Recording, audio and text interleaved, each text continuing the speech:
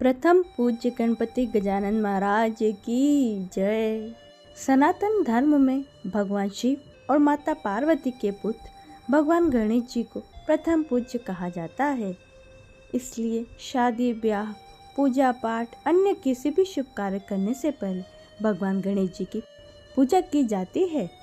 पंचांग के अनुसार हर माह में चतुर्थी तिथि पड़ती है जो भगवान गणेश जी को समर्पित है। इस दिन भगवान गणेश जी की विधिवत पूजा की जाती है और व्रत भी रखा जाता है। धार्मिक ग्रंथों में भगवान गणेश जी की पूजा के लिए चतुर्थी तिथि को सर्वश्रेष्ठ माना गया है। हिंदू कैलेंडर के अनुसार जुलाई मास के श्रावण मास के कृष्ण पक्ष की चतुर्थी तिथि को गजानन संकष्टी चतुर्थी कहते हैं। इस दिन उपवास रखा जाता है। श्रावण मास की यह चतुर्थी 24 जुलाई को सुबह 7:30 से शुरू होगी और अगले दिन 25 जुलाई को सुबह 4:19 पर समाप्त होगी। ऐसे में उदया तिथि के अनुसार 24 जुलाई को गजानन संकष्टी चतुर्थी का व्रत रखा जाएगा। मंत्र वक्रतुंड महाकाय सूर्यकोटि समप्रभा निर्विघ्नं कुरु मम देव सर्वकार्येषु सर्वदा। एकदंताय शुद्धाय सुमुखाय नमो नमः। प्रपन्नचन्द्रपालाय प्रणतार्ति विनाशिने एकदंताय विघ्नहि वक्रतुंडाय धीमहि तन्नो दन्ति प्रचोदयात्। गजानन भूत गणादि सेवितं कपित जम्बूफल चारु भक्षणम उमासुतं शोक विनाशकारं नमामि विघ्नेश पाद पंकजम। गजानन संकष्टी चतुर्थी व्रत कथा। संकष्टी गणेश चतुर्थी व्रत प्रत्येक मास के कृष्ण पक्ष की चतुर्थी तिथि को किया जाता है। ऋषिगण पूछते हैं कि हे स्कंद कुमार, दरिद्रता, शोक, कुष्ठ आदि से विकलांग, शत्रुता से संतप्त, राज्य से निष्कासित राज, सदैव दुखी रहने वाले, धनहीन, समस्त उपद्रवों से पीड़ित, विद्याहीन, संतानहीन, घर से निष्कासित लोगों को,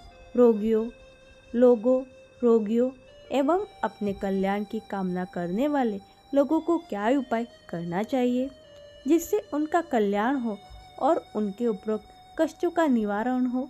यदि आप कोई उपाय जानते हैं तो मुझे अवश्य बताइए। स्वामी कार्तिकेय जी ने कहा, हे ऋषियों, आपने जो प्रश्न किया है उसके निवारण के लिए आप लोगों को एक शुभदायक फल बतलाता हूँ, उसे सुनिए। इस व्रत को करने से पृथ्वी के समस्त प्राणी सभी संकटों से मुक्त हो जाते हैं। यह व्रत राज महापुण्यकारी एवं मानवों को सभी कार्यों में सफलता प्रदान करने वाला है। विशेषतः यदि व्रत को महिलाएं करें तो उन्हें संतान एवं सौभाग्य की वृद्धि होती है। श्रावण की इस गणेश संकष्टी चतुर्थी को गजानन संकष्टी चतुर्थी कहा जाता है। इस व्रत को धर्मराज युधिष्ठिर ने किया था। पूर्व काल में राज्यच्युत होकर अपने भाइयों के साथ जब धर्मराज वन में चले गए थे तो उस वनवास काल में भगवान श्री कृष्ण ने उनसे कहा था। युधिष्ठिर ने भगवान कृष्ण से अपने कष्टों से शर्मनार्थ जो प्रश्न किया था उस कथा को आप श्रवण कीजिए। युधिष्ठिर पूछते हैं, हे पुरुषोत्तम, ऐसा कौन सा उपाय है जिससे हम वर्तमान संकटों से मुक्त हो सके? हे गदाधर, आप सर्वज्ञ हैं। हम लोगों को आगे अब किसी प्रकार का कष्ट ना भुगतना पड़े, ऐसा कोई उपाय हो तो बताइए। स्कंद कुमार जी कहते हैं कि जब धैर्यवान युधिष्ठिर विनम्र भाव से हाथ जोड़कर बारंबार अपने कष्टों के निवारण का उपाय पूछने लगे तो भगवान श्री कृष्ण ने कहा, हे राजन, संपूर्ण कामनाओं को पूर्ण करने वाला एक बहुत बड़ा गुप्त व्रत है। हे युधिष्ठिर, इस व्रत के संबंध में मैंने आज तक किसी को नहीं बतलाया है। हे राजन, प्राचीन काल में सतयुग की बात है। पर्वतराज हिमाचल की सुंदर कन्या पार्वती ने शंकर जी को पति के रूप में प्राप्त करने के लिए गहन वन में जाकर कठोर तपस्या की, परंतु भगवान शिव प्रसन्न होकर प्रकट नहीं हुए। जब शैलकन्या पार्वती जी ने अनादिकाल से विद्यमान गणेश जी का स्मरण किया गणेश जी को उसी क्षण प्रकट देखकर पार्वती जी ने पूछा, मैंने कठोर, दुर्लभ एवं लोमहर्षक तपस्या की, किंतु अपने प्रिय भगवान शिव को प्राप्त न कर सकी।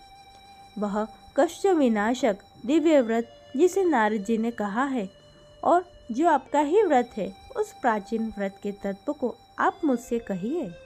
पार्वती जी की बात सुनकर तत्कालीन सिद्धिदाता गणेश जी को उस कष्टनायक शुभदायक व्रत का प्रेम से वर्णन करने लगे। गणेश जी ने कहा, अचल सुते अत्यंत पुण्यकारी एवं समस्त कष्टनायक व्रत को कीजिए।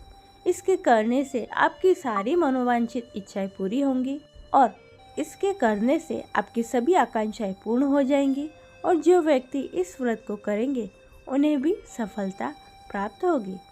श्रावण के कृष्ण चतुर्थी की रात्रि में चंद्रोदय होने पर पूजन करना चाहिए। उस दिन मन में संकल्प करें कि जब तक चंद्रोदय न हो मैं निराहार रहूंगी। पहले गणेश जी का पूजन करके ही भोजन करूंगी। मन में ऐसा ही निश्चय करना चाहिए। इसके बाद सफ़ेद तिल को गंगा जल में डालकर स्नान करें। इसके बाद सफ़ेद तिल के जल से स्नान करें, मेरा पूजन करें तथा अपनी सामर्थ्य के अनुसार सोने, चांदी, तांबे अथवा मिट्टी के कलश में जल भरकर उस पर गणेश जी की प्रतिमा स्थापित करें। मूर्ति कलश पर वस्त्राच्छादन करके अष्टदल कमल की आकृति बनाएं। उसी मूर्ति की स्थापना करें। तत्पश्चात षोडशोपचार विधि से भक्तिपूर्वक पूजन करें। मूर्ति का ध्यान इस प्रकार करें, लंबोदर 4 भुजा वाले, 3 नेत्र वाले, लाल रंग वाले, हे नीलवर्ण वाले, शोभा के भंडार, प्रसन्न मुख वाले गणेश जी, मैं आपका ध्यान करती हूँ। हे गजानन, मैं आपका आह्वान करती हूँ। हे विघ्नराज को प्रणाम करती हूँ, यह आसन है। हे लंबोदर, यह आपके लिए पाग्य है। हे शंकर सुवन, यह आपके लिए अर्घ है।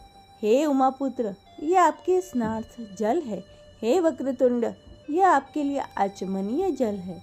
हे शुभकर्ण, यह आपके लिए वस्त्र है। हे सुशोभित, यह आपके लिए यज्ञोपवीत है। हे गणेश्वर, यह आपके लिए रोली चंदन है। हे विघ्न विनाशक, यह आपके लिए फूल है। हे विकट, यह आपके लिए धूप बत्ती है। हे वामन, यह आपके लिए दीपक है। हे सर्वदेव, यह आपके लिए लड्डू का नैवेद्य है। हे देव, यह आपके निमित्त फल है। हे विघ्नहर्ता, यह आपके लिए मेरा प्रणाम है। प्रणाम करने के बाद क्षमा प्रार्थना करें। इस प्रकार षोडशोपचार रीति से पूजन करके नाना प्रकार के प्रसादों को बनाकर भगवान को भोग लगाए। हे देवी, देशी घी में 15 लड्डू बनाए। सर्वप्रथम भगवान को लड्डू अर्पित करके उसमें से 5 ब्राह्मणों को दे दे। अपने सामर्थ्य के अनुसार दक्षिणा देकर चंद्रोदय होने पर भक्ति भाव से अर्घ देवे। तदंतर 5 लड्डू का स्वयं भोजन करे। देवी, तुम सब तिथियों में सर्वोत्तम हो, गणेश जी की परम प्रियतमा हो। हे चतुर्थी, हमारे द्वारा प्रदत्त अर्घ को ग्रहण करो, तुम्हें प्रणाम है। निम्न प्रकार से चंद्रमा को अर्घ प्रदान करें। क्षीर सागर से उत्पन्न है लक्ष्मी के भाई, हे निषादकर, रोहिणी सहित हे शशि, मेरे दिए हुए अर्घ को ग्रहण कीजिए। गणेश जी को इस प्रकार प्रणाम करें। हे लंबोदर, आप संपूर्ण इच्छाओं को पूर्ण करने वाले हैं, आपको प्रणाम है। हे समस्त विघ्नों के नाशक, आप मेरी अभिलाषाओं को पूर्ण करें। तत्पश्चात ब्राह्मणों की प्रार्थना को स्वीकार करें। दिव्यराज, आपको नमस्कार है, आप मेरी अभिलाषाओं को पूर्ण करें। तत्पश्चात ब्राह्मणों को प्रार्थना करें। हे दिव्यराज, आपको नमस्कार है, आप साक्षात देव स्वरूप हैं। गणेश जी की प्रसन्नता के लिए हम आपको लड्डू अर्पित कर रहे हैं। आप हम दोनों का उद्धार करने के लिए दक्षिणा सहित इन 5 लड्डुओं को स्वीकार करें। हम आपको नमस्कार करते हैं। इसके बाद ब्राह्मण भोजन कराकर गणेश जी से प्रार्थना करें। यदि इन सब कार्यों करने की शक्ति ना हो तो अपने भाई बंधुओं के साथ दही एवं पूजन में निवेदित पदार्थों का भोजन करें। प्रार्थना करके प्रतिमा का विसर्जन करें और अपने गुरु को अन्न वस्त्रादि दक्षिणा के साथ मूर्ति दे दे। इस प्रकार से विसर्जन करके हे देवों में श्रेष्ठ गणेश जी, आप अपने स्थान को प्रस्थान कीजिए एवं इस व्रत पूजा के फल दीजिए। हे सुमुखी, इस प्रकार जीवन भर गणेश चतुर्थी का व्रत करना चाहिए। यदि जन्म भर ना कर सके तो 21 वर्ष तक करे। यदि इतना करने में संभव ना हो तो 1 वर्ष तक 12 महीनों के व्रत को करे। यदि इतना भी ना कर पाओ तो वर्ष के 1 मास को अवश्य ही व्रत करें और श्रावण चतुर्थी को व्रत का उद्यापन करें। बोलिए गणपति गजानन महाराज की जय। जय गणेश जय गणेश जय गणेश देवा, माता जाकी पार्वती पिता महादेवा। जय गणेश जय गणेश जय गणेश देवा, माता जाकी पार्वती पिता महादेवा। एक दंत दयावंत चार भुजाधारी, एक दंत दयावंत चार भुजा धारी, माथे सिंदूर सोहे मूष की सवारी, माथे सिंदूर सोहे मूष की सवारी। जय गणेश जय गणेश जय गणेश देवा, माता जाकी पार्वती पिता महादेवा। पान चढ़े फूल चढ़े और चढ़े मेवा, लड्डुअन का भोग लगे संत करे सेवा। जय गणेश जय गणेश जय गणेश देवा, माता जाकी पार्वती पिता महादेवा। दीनन की लाज रखो शंभु सुखहारी, दीनन की लाज रखो शंभु सुतकारी, कामना को पूर्ण करूं जाऊं बलिहारी। जय गणेश जय गणेश जय गणेश देवा, माता जाकी पार्वती पिता महादेवा। बोलिए गणपति गजानन महाराज की जय। ये थी संकष्ट चतुर्थी व्रत कथा। आशा करती हूँ आपको आज की कथा अच्छी लगी होगी। इसे लाइक करें, चैनल को सब्सक्राइब कर लें। सभी भक्तों को राधे राधे।